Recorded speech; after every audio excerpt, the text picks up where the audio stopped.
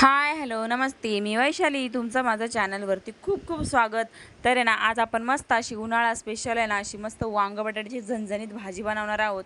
तर आहे ना, इथं सगळ्यात पहिल्यांदा मी वांग बटाटा कापून घेतलं आहे आणि पाण्यामध्ये भिजायला घालून ठेवले. नंतर आहे ना, कढईमध्ये मस्त तेल तापायला ठेवलं. तेल तापलं की याच्यामध्ये जिरं आणि मोहरीची फोडणी करून घ्यायची.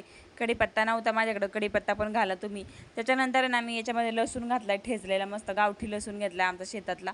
तर आहे ना, लसणाला चांगलं टाकले त्याच्यामध्ये मस्त तेलामध्ये आणि ना लगेच याच्यामध्ये कांदा घातला आणि कांदा घातल्याच्यानंतर आहे ना, व्यवस्थित आपल्याला ना लसूण कांदा वगैरे फोडणीला ना व्यवस्थित परतवून घ्यायचं आहे. मस्त असं बघू शकता, मी त्यांना छान असं कांद्याला ना परतवायला ठेवलं आहे. कांदा परतत परतत आला ना की आपल्याला काय करायचं आहे माहिती का, याच्यामध्ये लगेच हळद घालायची आहे. तर आहे ना, इथं मी हळद घातली आहे बघा. त्याच्यानंतर आपल्याला याच्यामध्ये घालायचं आहे मालवणी मसाला. तुमच्याकडे जो कोणता मसाला असेल तर तुम्ही टाकू शकता.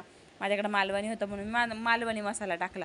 त्याच्यानंतर याच्यामध्ये कांदा लसूण मसाला घालायचा आहे. कांदा लसूण मसाला जर वांग्याच्या भाजीला जर टाकला ना तुम्ही, खूपच छान भाजी लागते बरं का. तर ना, मी इथं मस्त असा कांदा लसूण मसाला घातला आहे. त्याच्यानंतर आहे ना, मस्तपैकी ना मी वांगं आणि बटाट्याला कापून घेतलं होतं. मी बटाट्याची साल काढली बरं का. इथं तुम्ही नाही काढली तरी काय हरकत नाही. मी इथं बटाट्याची साल काढून घेतली. मस्तपैकी वांगं आणि बटाटा टाकला आहे त्याच्यामध्ये आणि छानपैकी ना त्याला परतवून घेतलं आहे.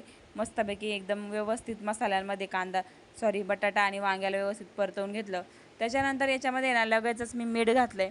मीठ घातलं ना की आपल्याला परत एकदा व्यवस्थित त्याला ना मिक्स करून घ्यायचं आणि ना छानपैकी काय करायचं माहिती का, याच्यावरती झाकण ठेवायचं आणि झाकण ठेवून याला एक 5 मिनटासाठी ना शिजायला ठेवून द्यायचं आहे.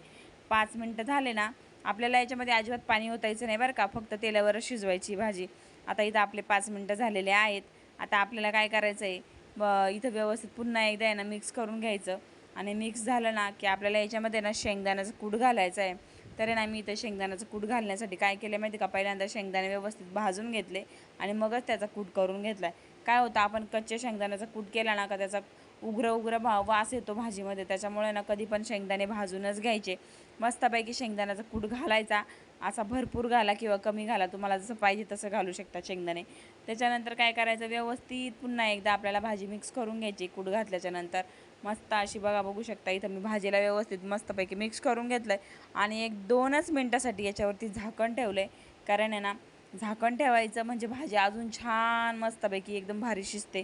तर आहे ना, झाकण ठेवून झाल्याच्यानंतर 2 मिनटांनी आपण आहे ना इथं याच्यावरचं झाकण काढायचं. तर इथं आपली भाजी तयार झालेली आहे. मस्त अशी वांग बटाट्याची भाजी एकदम झणझणीत अशी तयार झालेली आहे. तुम्ही बाजरीच्या भाकरीबरोबर खा, चपातीबरोबर खा, कशा पण बरोबर खा, ही भाजी छानच लागते बरं का. तर आहे ना, मस्तपैकी ना कोथिंबीर घाला. माझ्याकडे कोथिंबीर नव्हती. आजचा व्हिडिओ जर आवडला असेल तर व्हिडिओला लाईक करा आणि चॅनलला सबस्क्राईब करायला विसरू नका. तोपर्यंत सगळ्यांना बाय बाय.